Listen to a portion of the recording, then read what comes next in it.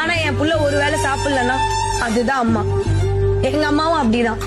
எங்க அம்மாக்கு இப்ப வரைக்கும் சொல்றேன், எங்க அம்மாக்கு இப்ப கூட நீங்க எடுத்து போய் 1 கோடி ரூபாய் கொடுத்தீங்கன்னா அவ்வளவுதான், உன் பிள்ளைங்க வளர்ந்துட்டாங்கல்ல, 1 கோடி ரூபாய் உன் கையில இருக்கு, உனக்கு என்ன பண்ணுமோ பண்ணுனா எங்க அம்மா எதுவுமே பண்ண மாட்டாங்க.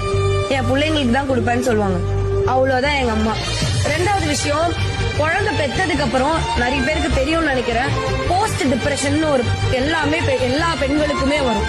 நைட்டு 1 மணி நேரத்துக்கு ஒரு வாட்டி அந்த குழந்தை எழுந்திருக்கும் போது ஒரு வேளை அப்பா எந்திரிச்சு பார்த்து பாருதான், இல்லன்னா சொல்லல, அப்பா எந்திரிக்காம இருந்தா கூட அம்மா பால் கொடுத்து கஷ்டப்பட்டு எப்படியாவது படுக்க வச்சிருவாங்க.